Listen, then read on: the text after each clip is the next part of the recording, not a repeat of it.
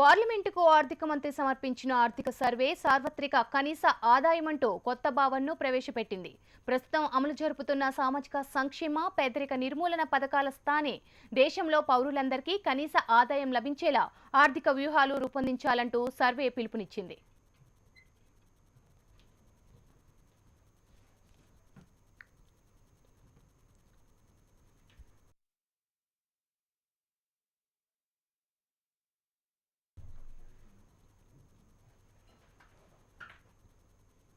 2017-18 సంవత్సరానికి సంబంధించిన ఆర్థిక సర్వే పార్లమెంటు ముందుకు వచ్చింది.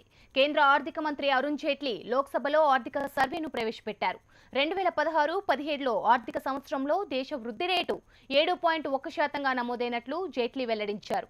2017-18 ఆర్థిక సంవత్సరంలో వృద్ధి రేటు 6.7 నుంచి 7.50% మధ్య ఉండొచ్చని అంచనా వేశారు. 2016-17లో వ్యవసాయ రంగంలో వృద్ధి రేటు 4.1% ఉన్నట్లు వెల్లడించారు. 2015తో పోల్చితే 1.2% అదనంగా నమోదైనట్లు తెలిపారు. కార్మిక పన్నుల విధానంలో సంస్కరణలు తేవాలని ఆర్థిక సర్వే సిఫార్సు చేసింది.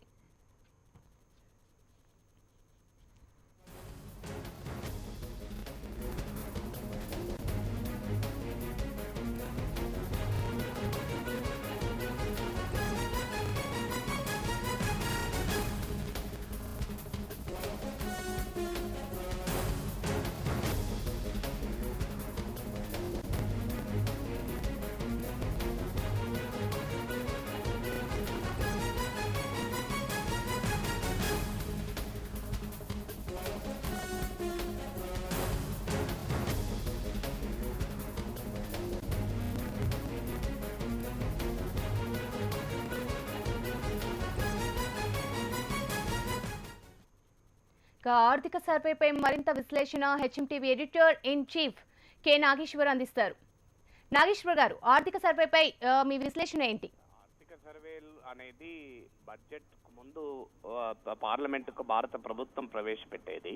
ఒక మాటలో చెప్పాలంటే సామాన్యుడికి అర్థమయ్యే భాషలో ఆర్థిక సర్వే అనేది డయాగ్నోసిస్ లాంటిది, బడ్జెట్ అనేది ప్రిస్క్రిప్షన్ లాంటిది. అంటే రేపు ఆర్థిక వ్యవస్థ ఎదుర్కొనే సమస్యలకు బడ్జెట్ రూపంలో చికిత్సను ఆర్థిక మంత్రి అందిస్తారు. ఈ రోజు ఆర్థిక సర్వేలో అసలు మన దేశ ఆర్థిక వ్యవస్థకు ఉన్న సమస్యలు ఏంటి అని చెప్తారు. ఇందులో అనేక లెక్కలు పిక్కలు అన్ని ఇస్తారు. వాటన్నిటికీ అది ప్రధానమైనది కాదు. కానీ ఈనాటి ఆర్థిక సర్వేలో ఓ కొత్త కాన్సెప్ట్ ను ముందుకు తెచ్చారు. యూనివర్సల్ బేసిక్ ఇన్కమ్, సార్వత్రిక కనీస ఆదాయము అనే భావనను, కొత్త కాన్సెప్ట్ ను ఆర్థిక సర్వేలో ప్రతిపాదించారు. రేపు ఆర్థిక మంత్రి కూడా బహుశా ఈ ప్రతిపాదనకు ఓటు వేస్తారని అంచనా. చాలా మందికి ఆసక్తి కలిగించేది ఏంటంటే ఈ సార్వత్రిక కనీస ఆదాయము, యూనివర్సల్ బేసిక్ ఇన్కమ్ అంటే ఏమిటి అని. యూనివర్సల్ బేసిక్ ఇన్కమ్ అంటే ఒక్క మాటలో చెప్పాలంటే ఈరోజు భారతదేశంలో లక్షల కోట్లు సంపాదించే వాళ్ళు, వేల కోట్లు సంపాదించే వాళ్ళు ఉన్నారు. రోజుకి 20-30 రూపాయలు సంపాదించే వాళ్ళు కూడా ఉన్నారు. ఈ అసమానతలు దేశంలో అసహ్యాన్ని కలిగిస్తున్నాయి. ఈ అసమానతల నుంచి బయటపడటానికి ప్రతి భారత పౌరునికి ఇంత కనీస వేతనం ఉండాలి అని, ఒక కనీస వేతనం అంటే ఒక మనిషి హుందాగా గౌరవంగా జీవించడానికి కావలసిన ఆదాయం ఎంత ఉండాలి అనేది లెక్కపెట్టి ఆ ఆదాయం అందరికీ వచ్చేలా ప్రయత్నం భారత ప్రభుత్వం చేస్తుంది. ఆ ఆదాయం లేకపోతే వారికి ఆదాయాన్ని నగదు రూపంలో కల్పిస్తారు అనేది ఈ యూనివర్సల్ బేసిక్ ఇన్కమ్ అనే కాన్సెప్ట్. మిల్టన్ ఫ్రెడ్మాన్ అనే అర్థశాస్త్రవేత్త దీన్ని ప్రవేశపెట్టారు. టెస్లర్, ఫేస్బుక్ లాంటి సిలికాన్ వ్యాలీ అధినేతలు దీన్ని సమర్థించారు. ఇది చూస్తే మనకు ఎవరికైనా అబ్బా ఎంత బ్రహ్మాండంగా ఉంది, అందరికీ కనీస ఆదాయం ఉంటుందట, ఇక ధనికుడు ఉండడు, పేదవాళ్ళు ఉండరు అని సంతోషపడతారు. కానీ ఇది వాస్తవంగా ఆచరణలో ఎలా అమలవుతుంది? నిజంగానే భారతదేశంలో ఉన్న సంపన్న వర్గం అంతా తమ దగ్గర ఉన్న డబ్బంతా తీసుకొని ప్రభుత్వానికి ఇచ్చి మీరు పేదవాళ్ళకి ఇవ్వమని చెప్పినామా? కాదది. జరిగేది ఏంటంటే ఇప్పుడు భారత ప్రభుత్వం అనేక రూపాల్లో రాష్ట్ర కేంద్ర ప్రభుత్వాలు ప్రజల కోసం ఖర్చు పెడుతున్నారు.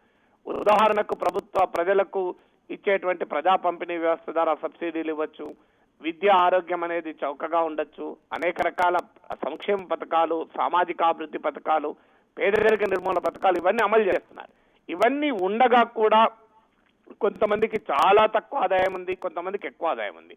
ఇవన్నీ ఇలాగే ఉంటూ అందరికీ సమాన ఆదాయాన్ని కల్పిస్తానని ప్రభుత్వం చెబితే మనం ఆహ్వానించాలి. కానీ అది జరగదు. జరిగేది ఏంటంటే ప్రభుత్వం ఇప్పుడు ఇస్తున్నటువంటి సంక్షేమ పథకాలకు గుడ్ బై చెప్పి పేదరిక నిర్మూలన పథకాలకు గుడ్ బై చెప్పి మీకు అందరికీ నగదు రూపంలో ఇంత ఇస్తాం. ఇది కొత్తదేం కాదు. గతంలో డైరెక్ట్ బెనిఫిట్ ట్రాన్స్ఫర్ అని, నగదు రూపంలోనే అందరికీ ఇస్తామని, ఇలాంటి రకరకాల మాటలు మనం విన్నాం. 2009లో కూడా చంద్రబాబు నాయుడు గారు నేను ప్రజలు ఒక్కొక్కరి అకౌంట్లో 2,000 రూపాయలు వేస్తామని అన్నారు. వేయలేదు కదా. ఇవన్నీ మనకు గతంలో కూడా చూసాం. ఇప్పుడు ఆ నగదు రూపంలో డైరెక్ట్ క్యాష్ ట్రాన్స్ఫర్స్ అనే దానికి కొత్త పేరు ఏం పెట్టారంటే, ఇది పాత సీసాలో కొత్త సారా లాగా కొత్త పేరు. నగదు రూపంలో మీ అకౌంట్లలో డబ్బులు వేస్తామన్న మాటకు కొత్త పేరు ఈ యూనివర్సల్ బేసిక్ ఇన్కమ్. ఇది ఆచరణలో అమలు చేయడం అంత సులభం కాదు. ఆర్థిక సర్వేలోనే చెప్పారు దీని ఇంప్లిమెంటేషన్ ఛాలెంజెస్ చాలా ఉన్నాయి, దీన్ని అమలు చేయడం అంత సులభం కాదు, ప్రభుత్వానికి భారంగా ఉంటుంది అని. ఇది అమలు చేయాలంటే ప్రభుత్వానికి చాలా చైతన్యం ఉండాలి. సంపన్న వర్గం పైన భారీగా పన్నులు వేయాలి.